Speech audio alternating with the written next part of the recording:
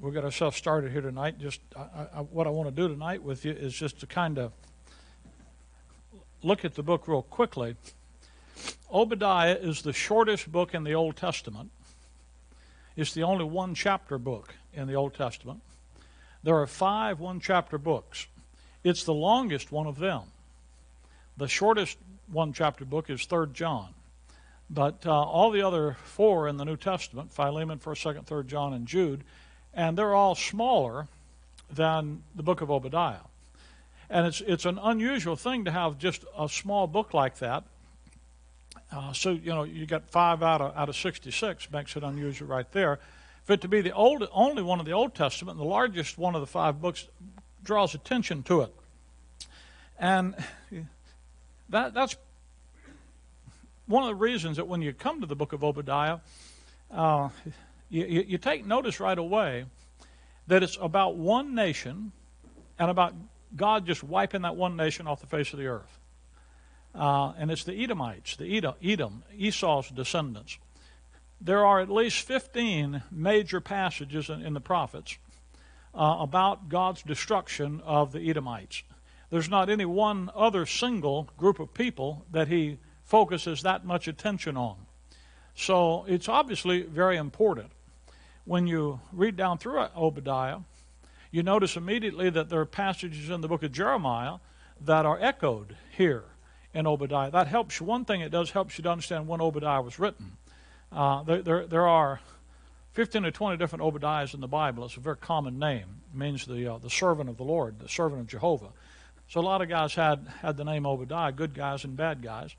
But when you try to identify where Obadiah shows up, it's no doubt in connection with the Babylonian captivity and the mirroring, echoing of things in Jeremiah kind of help you understand that.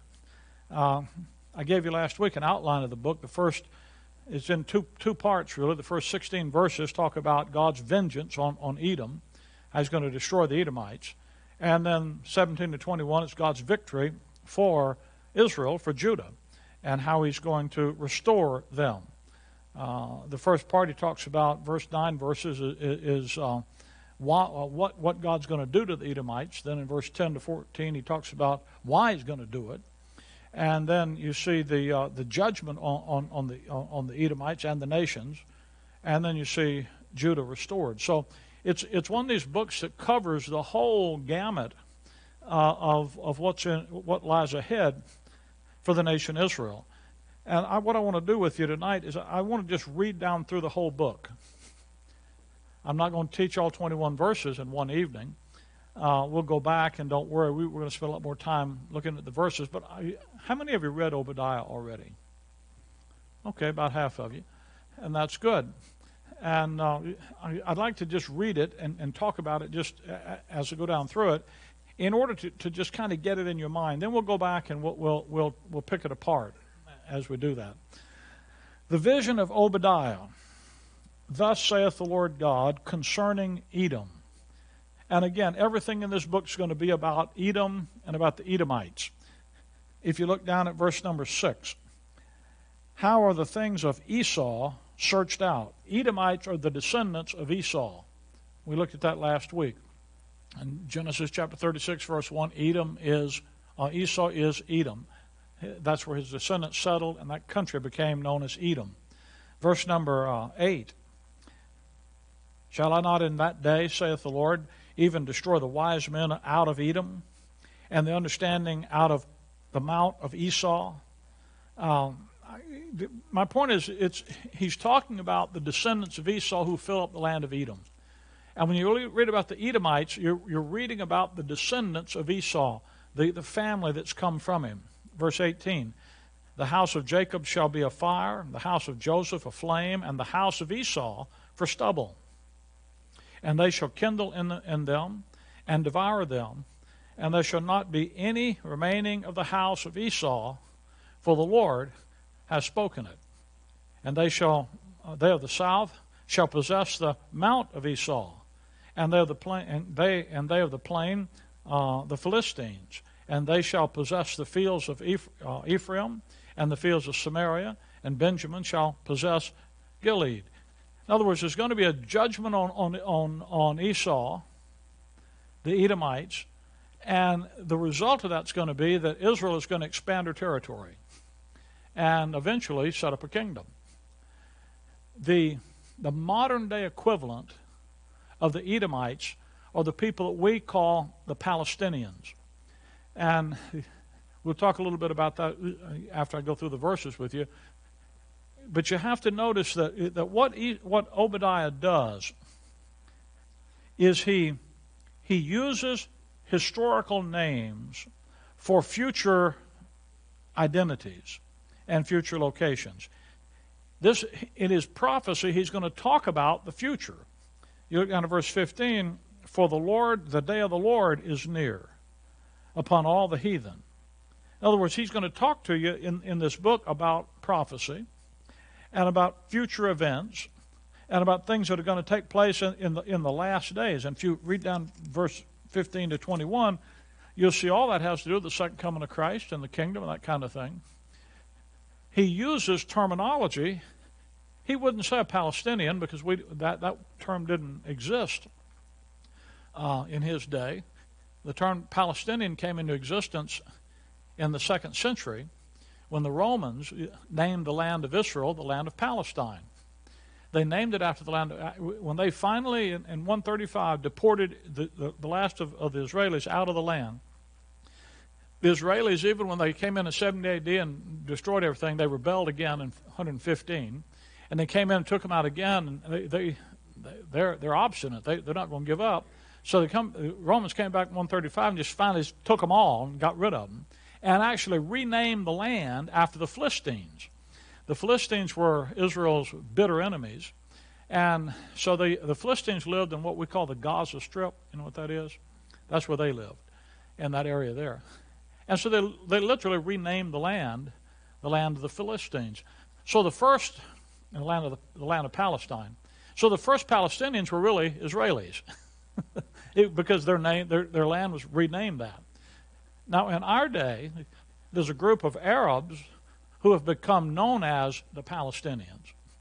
And when you trace the lineage, and I said we'll do that probably next time, but when you trace that lineage down, you discover that that's who those folks are today. You'll find the descendants of Ishmael, for example, are the Saudi Arabians, the Arabs there. So they'll use terminology in these passages that describe pieces of territory that when you look at it, you can say, oh, now here's the way the map's drawn today. Now, the way the map of the Middle East is drawn today didn't exist 100 years ago.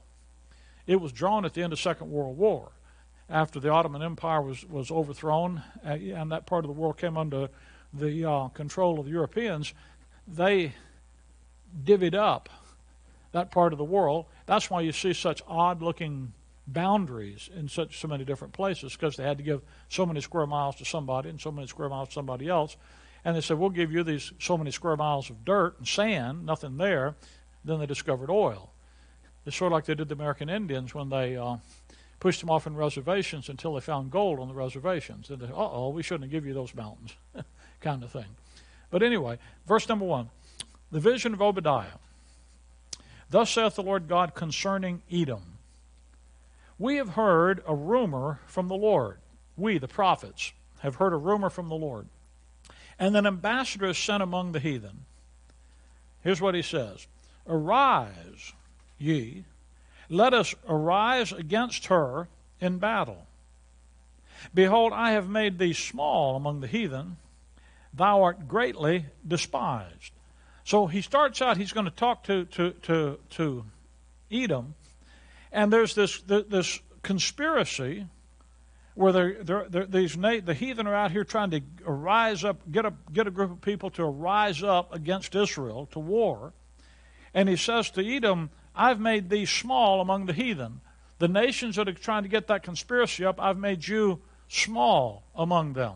They're reduced nationally. In fact, if you study the Edomites from Genesis 36 all the time of Christ, they never conquered anybody hardly. They never were a great nation and a great military power. They do assault Israel a few times and that kind of thing, but they never were very big nationally. And he says, you're despised. Now,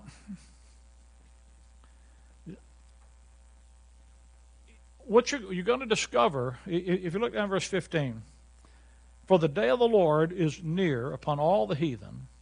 As thou hast done, it shall be done unto thee. Thy reward shall return upon thy head. God's foreign policy in dealing with nations. Genesis chapter 12, he told Abraham, I will bless them that bless you. I will curse them that curse you. Edom has cursed Israel at every opportunity. They have what is called a perpetual hatred for them. If you look back at the book of Amos, chapter 1. Amos chapter 1, when we studied this earlier. Amos chapter 1, verse 11, thus saith the Lord, for 3 transgressions of Edom, and for 4, I will not turn away the punishment thereof, because he did pursue his brother with the sword, and did cast off all pity, and his anger did tear perpetually, and he kept his wrath forever. From the time of Esau and Jacob Esau despising Jacob, hating Jacob, said, I'm going to kill my brother. From then onward, he passed on to his descendants that hatred of Israel.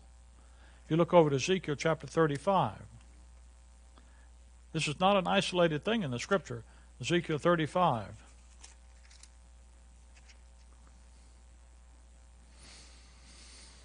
Moreover, the word of the Lord came unto me, saying, Son of man, set thy face against Mount Seir, and prophesy against it.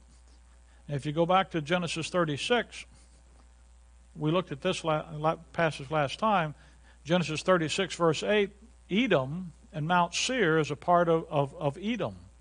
And it's populated and taken over by the Edomites. So when he talks about Mount Seir, he's talking about the descendants of Esau. Verse number 5. Because verse 3. And say unto it, Thus saith the Lord God, Behold, O Mount Seir, I am against thee, and I will stretch out my hand against thee, and I will make thee most desolate. I will lay thy cities waste, and thou shalt be desolate, and thou shalt know that I am the Lord, because thou hast had a perpetual hatred, and hast shed the blood of the children of Israel by the force of the sword in the time of their calamity, in the time that their iniquity had an end. In other words, because of this hatred that they had for Israel, specifically in these cases, in the time of the captivity, he said, I'm going to destroy you. And that's why of all of the nations, even though Edom is going to be a small nation, it's going to be a representative nation that is used to demonstrate the nation's, plural, hatred of the nation Israel. Now go back to the book of Obadiah. Verse 2, Behold, I have made thee small among the heathen. Thou art greatly despised. Come with me, if you will, to Hebrews chapter number 12. There's a verse about Esau back here that tells you what it's like for them to be despised.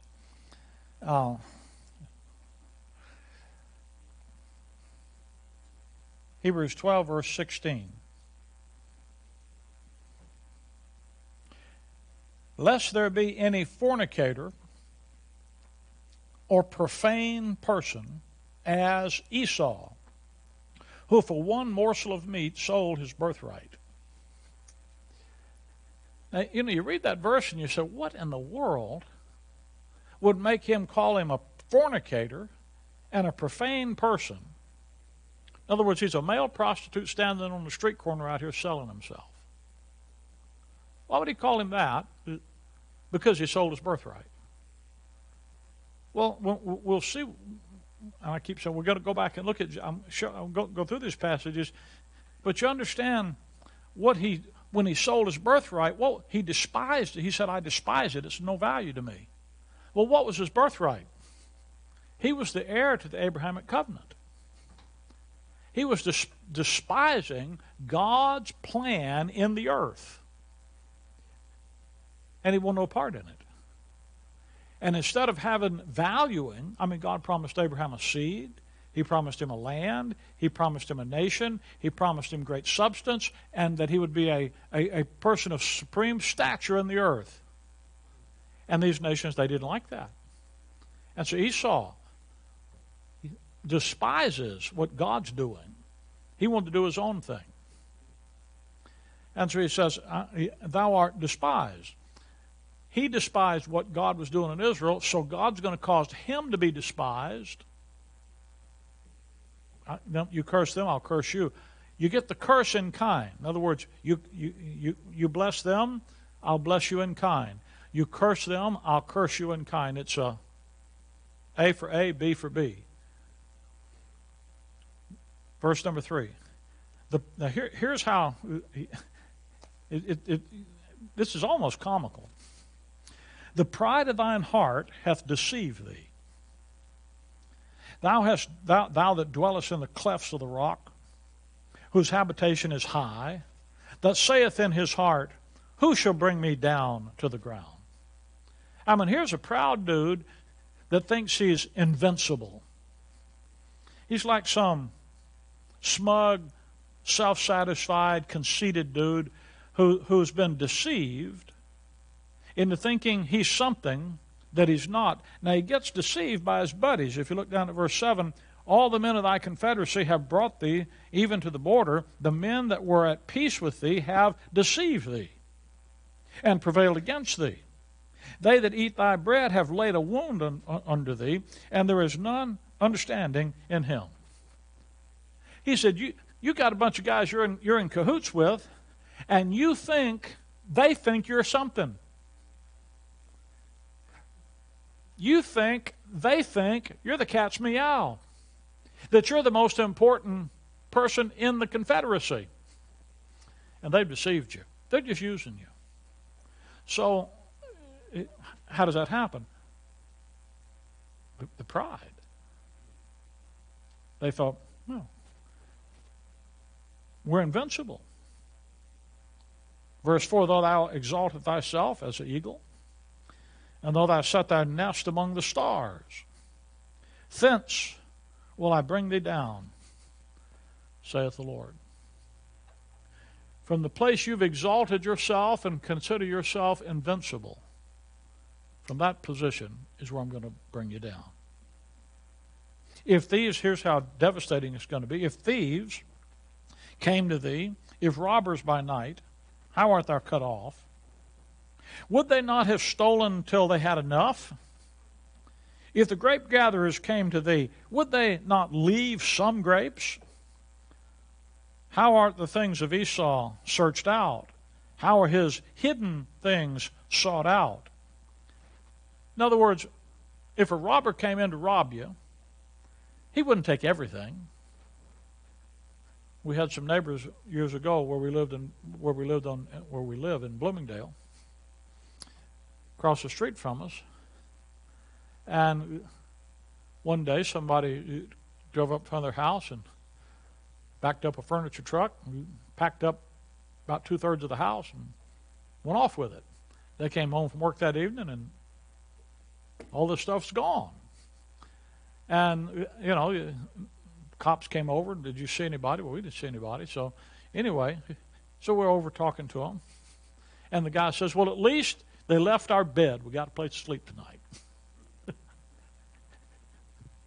He said, robbers, they only have so much room in their truck.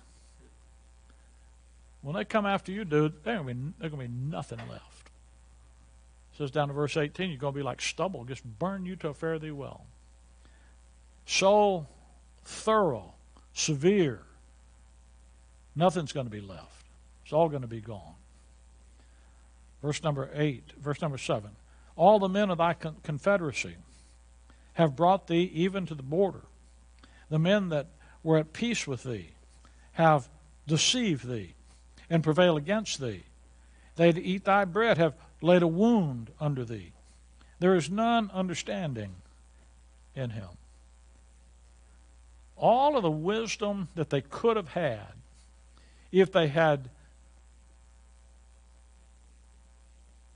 believed the Abrahamic covenant. You see, God told Esau when Rebekah was delivering Esau and Jacob, God gave a prophecy. He said, you've got two nations in you, and the elder shall serve the younger. Abraham had Isaac and Jacob. The seed's not Isaac, it's Jacob. Isaac has Esau. Abraham had Ishmael and Isaac. I should get it right. He had Ishmael and Isaac. The seed's Isaac, not Ishmael. Isaac has Esau and Jacob. The seed is not Jacob. Esau, the seed is Jacob. Now, there's a spiritual principle in that. The spiritual principle is in 1 Corinthians 15.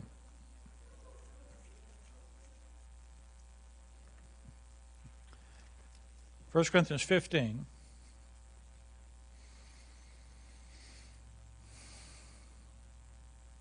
Verse 46.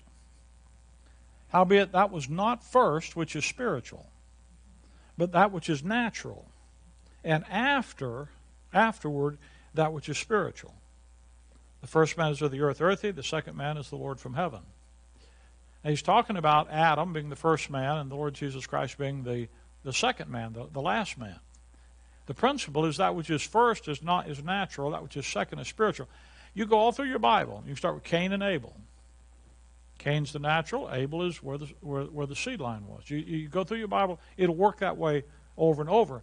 And when you say, God says, I'm the God of Abraham, Isaac, and Jacob, he said, I'm the God of Abraham, not any other Gentile. I'm the God of Isaac, not Ishmael, not any other descendant of Abraham. I'm the God of Jacob, not Esau, not any other descendant of Isaac. So you have a selecting. Now what happened was Ishmael despised Isaac and Esau despised Jacob. And they passed that hatred along to their descendants. And so when they get here, now they're being used by this confederacy that they're in.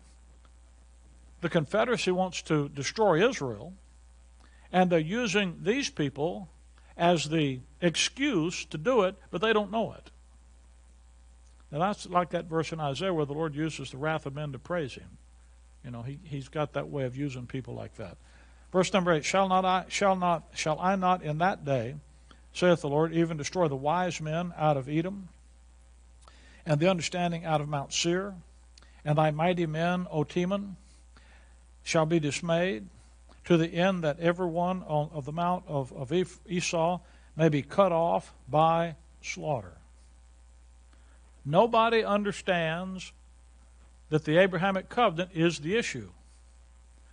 Esau's descendants should have appreciated the Abrahamic covenant, and if they had, they professed to be wise. When it says in verse 8, the wise men out of Edom, understanding out of Mount Ephraim, the Mount of Ephraim, that's Mount Seir, and the men of Teman. You go through the scripture, look these people up. They profess to be wise. They profess to be understanding. They profess to be men who understood what was going on. But when they despised the Abrahamic covenant, well, they set themselves in opposition to what God was doing in the earth. So they didn't have any real understanding about it. So verse 10, he says, for thy violence against thy brother, shame shall cover thee, and thou shalt be cut off forever. We already read a verse over in Ezekiel like that. So the violence against Jacob, them that curse thee, I will curse. Them that bless thee, I will bless. So that's what's going to happen to him. He's going to destroy him. Now he's going to give you a list of the reasons.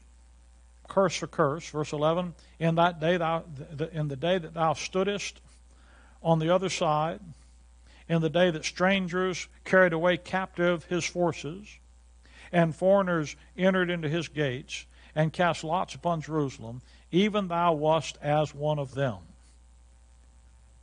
They joined the enemies of Israel. They joined the haters of the Jews instead of standing with their brethren. But thou shouldest not have looked on the day of thy brother, in the day that he became a stranger. Neither shouldest thou have rejoiced over the children of Judah in the day of their destruction. Neither shouldest thou have spoken proudly in the day of distress. Thou shouldest not have entered into the gates of my people in the day of their calamity. Yea, thou shouldest not have looked on their affliction in the day of their calamity, nor have laid hands on their substance in the day of their calamity. Neither shouldest thou have stood on the crossway to cut off those of his that did escape. Neither shouldest thou have delivered up those of his that did remain in the day of distress. When Israel goes into captivity, Babylonian captivity, and all through their period of captivity, those things are describing just a continuous hatred, seeking for destruction. I love verse 12. It says, thou shouldest not have looked on thy brother in the day that he became a stranger. And that's not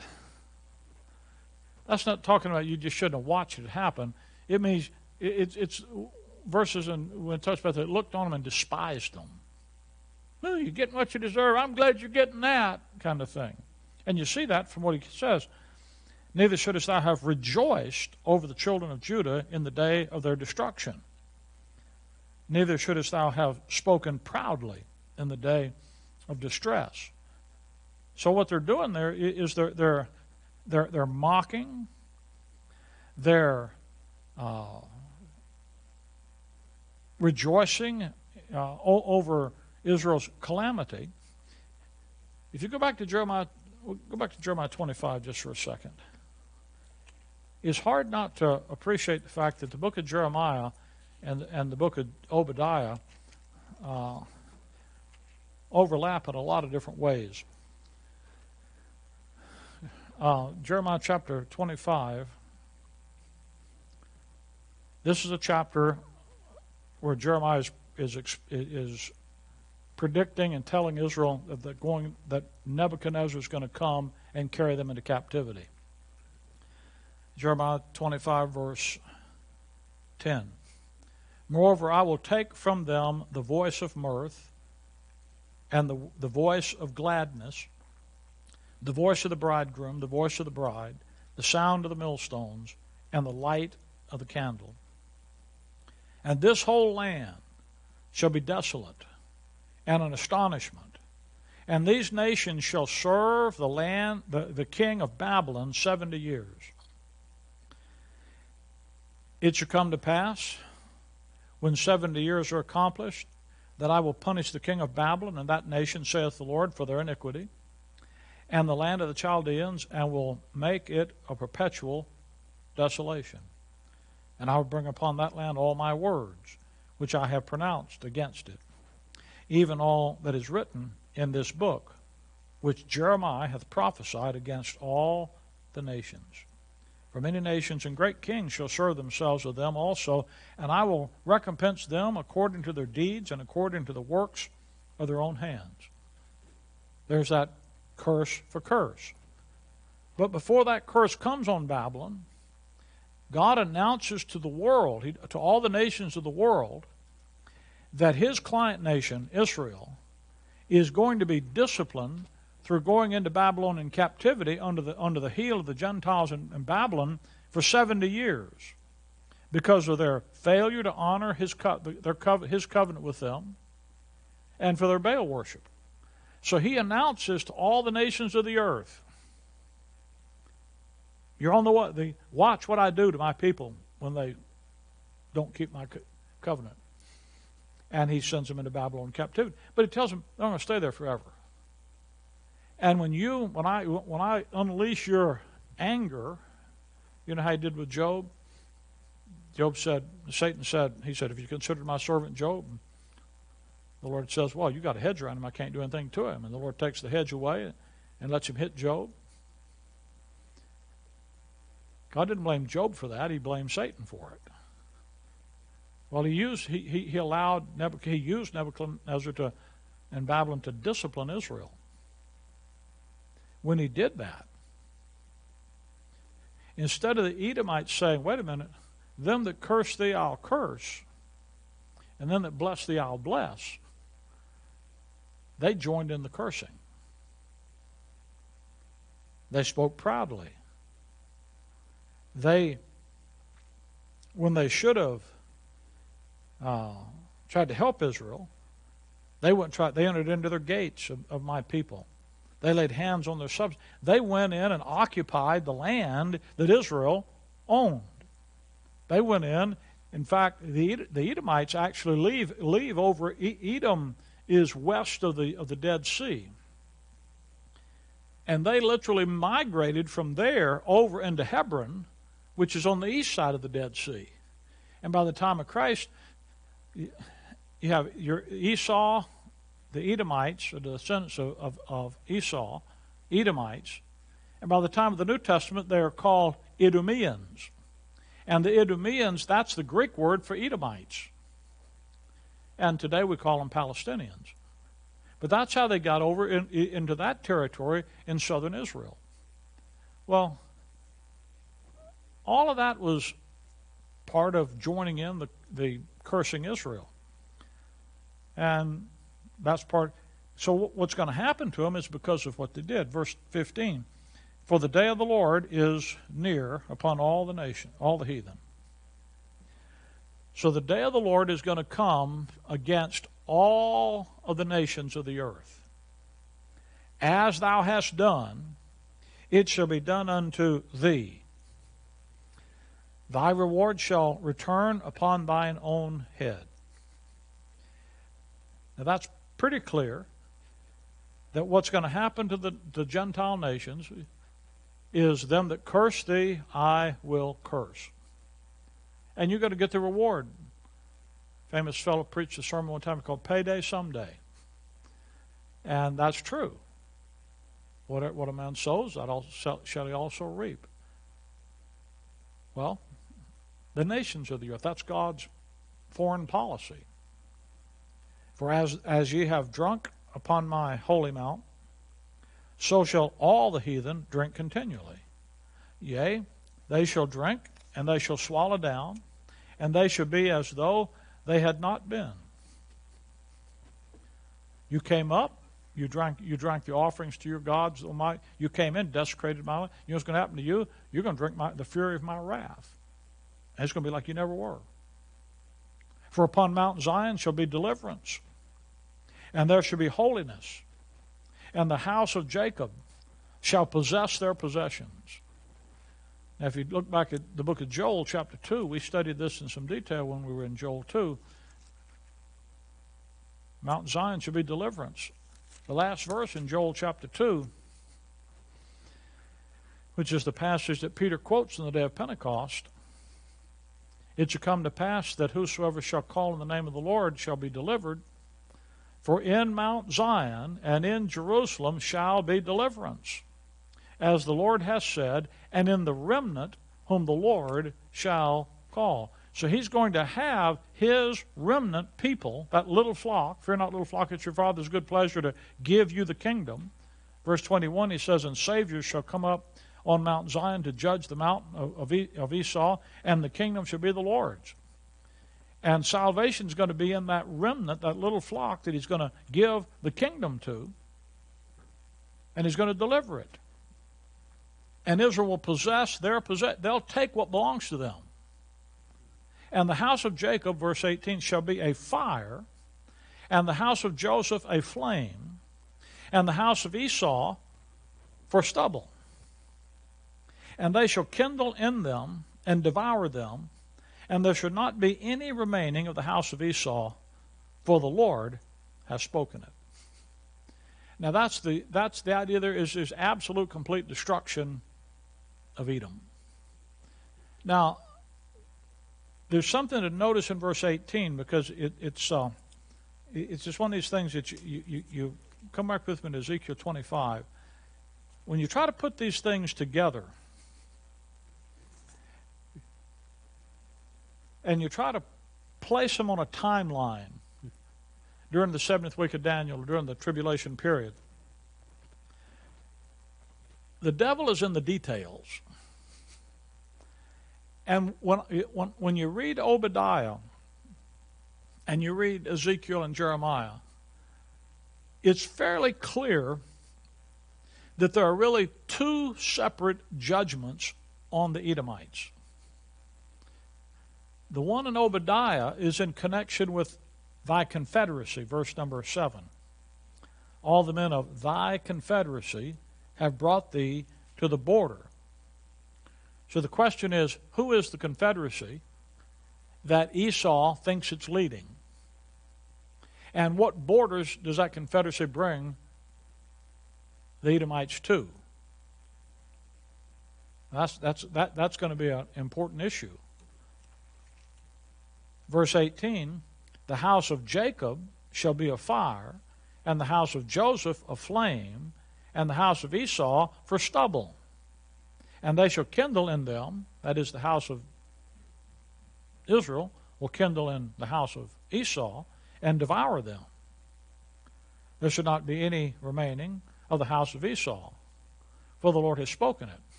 Now, who is it in that verse that destroys Edom, the Edomites? It's Israel. But you just read back in verse 15 that it's going to be that the Lord's going to do it. You go to Isaiah 34, and who is it that comes in and destroys the land of Edom, sets it on fire? The second coming. Well, if that's the Lord doing it, you say, well, where does this fit? Well, come back to Ezekiel 25. And this is why studying the book of Obadiah gets to be a lot of fun, because in order to understand it, you're going to have to get a bunch of these other passages kind of in your mind to try to place where it fits. Ezekiel 25, verse 12. Thus saith the Lord God, behold, because that Edom hath dealt against the house of Judah by taking vengeance, and hath greatly offended, and revenged himself upon them. In other words, Edom has hated Israel, the Jews, been offended by them. They think it's arrogant for them to say the land is ours, the blessing is ours, and that bless me, I'll bless. Elder shall serve the younger, and they hate him for it. Therefore, thus saith the Lord God, I will also stretch out mine hand upon Edom, and will cut off man and beast from it, and I will make it desolate from Teman, and they of Dedan shall fall by the sword. And I will lay my vengeance upon Edom by the hand of my people Israel. And they shall do in Edom according to mine anger, and according to my fury, and shall know my vengeance, saith the Lord God. Now that's a fascinating concept when you try to marry that with that confederacy. And as we study, we'll do that. But when you read the book of Obadiah, it seems fairly clear that there are really two judgments on Edom. One, the house of Israel, Israeli Defense Force, or whatever it'll be, the exceeding great army that Ezekiel 37 says comes up in Israel, will defeat the Palestinians. Not only defeat them, but if you look there at Obadiah verse 19, they of the south shall possess the mount of Esau, and they of the plain, the Philistines. By the way, if you still got Ezekiel 25, look back at Ezekiel 25 verse 15. Right after we read what we just read, he says in verse 15, Thus saith the Lord God, because the Philistines, and again that's what we call Gaza and Hamas, that territory, have dealt by revenge, because the Philistines have dealt by revenge and have taken vengeance with a despiteful heart to destroy it, that is, Israel, for the old hatred. You see, not only did the direct descendants of Abraham, Ishmael and Esau, pass on a hatred to their descendants, but it polluted all the nations in that territory. Now you got the Philistines who aren't related at all, and they're a part of that old hatred, that perpetual hatred that went from there over here. So there's this ancient hatred that fills that whole land. Next week I'll go back in Genesis with you and look at the details of how that thing developed. And you'll discover that the Ishmaelites, Abraham's boy, the Edomites, Ishmael goes down to Saudi Arabia.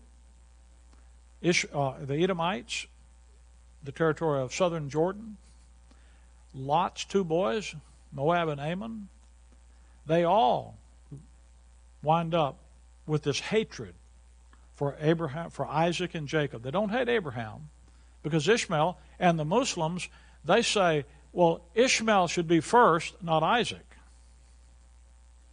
So part of the carrying on of the hatred for Israel, if you've ever wondered why Islam has such a burden at saddle about Israel, it goes all the way back to Ishmael. Because he's the one they say should be first, not Isaac. He should be the one that has first place, not Isaac. And that hatred goes all the way. Hey, I have a neighbor that's a Muslim, and I've talked to him many times, and I asked him one time, I said, why don't you eat pork? The Quran says we can't eat swine. I said, do you know where Muhammad got that? Well, Allah gave it to him. You know where Allah got it? He said, well, he can get it from anybody. I said, yeah, he did. 2,000 years before that, a guy by the name of Abraham had a family. Moses came along 1,500 years before it, and God gave Moses some commandments on the Mount in Sinai, and one of them was, you can't eat pork.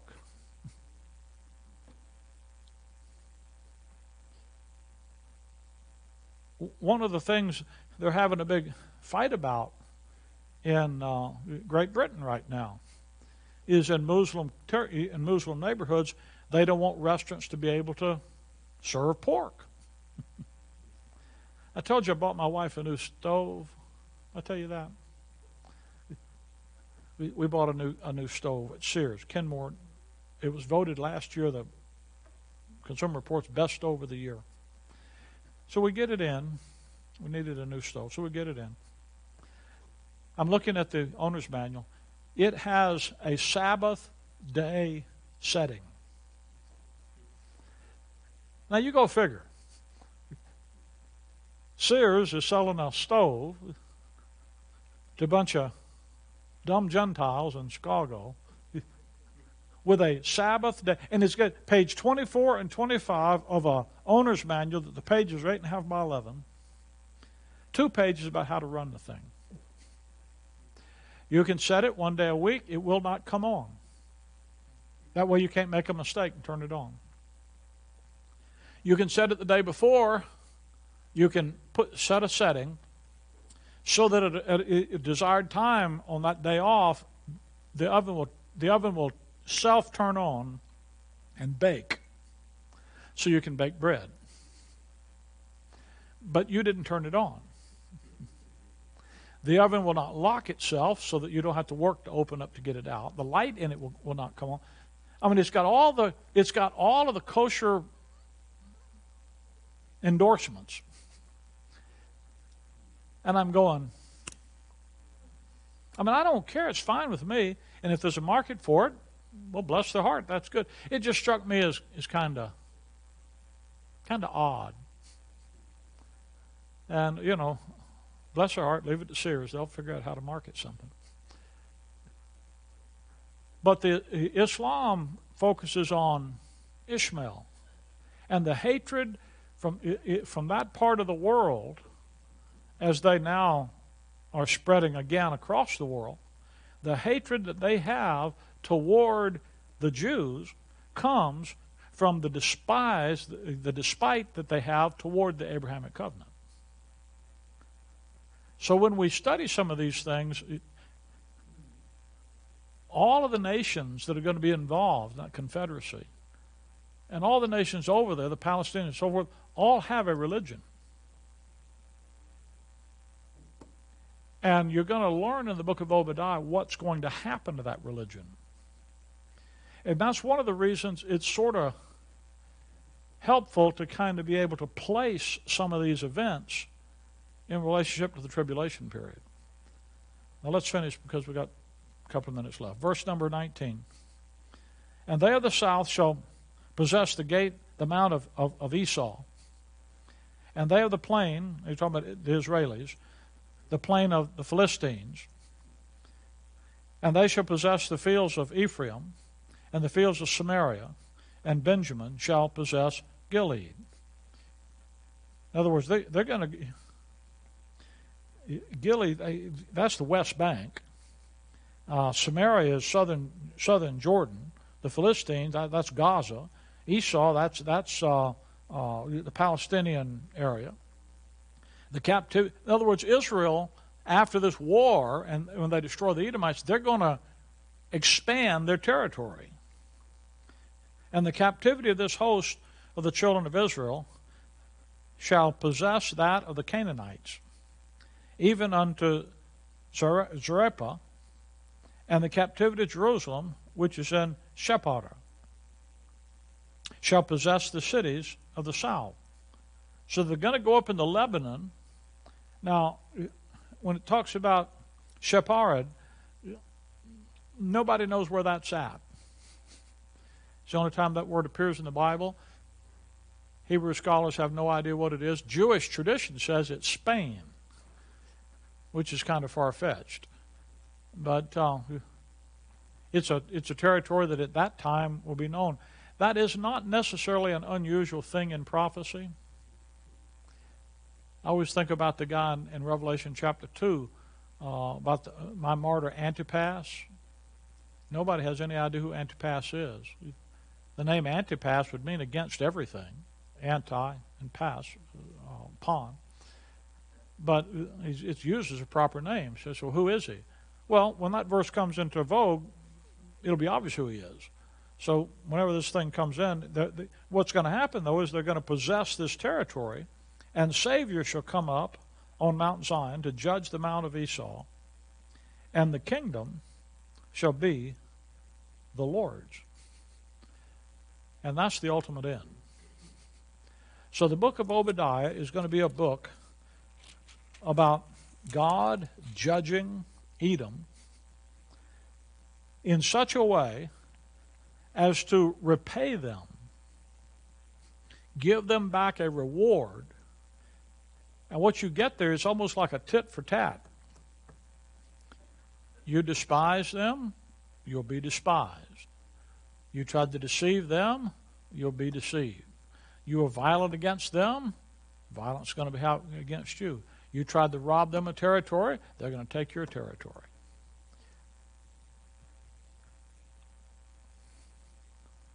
The ultimate conclusion will be when the Lord Jesus Christ comes back, and they're part of that passage in Amos chapter 1 we went over about the territory that he takes over when he comes back, where he ends the perpetual hatred. But prior to that, the nation Israel itself is going to have a contention with them. And when they do, they're going to settle the Palestinian issue. And one of the things that's interesting, we'll look at some passages where they literally do it with a two-state solution, which is what everybody thinks they should do now, but don't know how to do. Anyway, okay? Next week I want to go with you back through some of the stuff about where this anger and hatred came from, so that you can understand why it's so important to God that this issue be addressed and put down. Father, we thank you tonight for your love and your grace to us in Christ Jesus, and that Wrath is a strange work on your behalf. But justice, shall not the God of the whole earth do right? Justice is something that's dear to your heart. And we thank you we have a Savior in the Lord Jesus Christ that allows you to be just and the justifier of them that believe in him. We praise you for it in his name. Amen. Okay.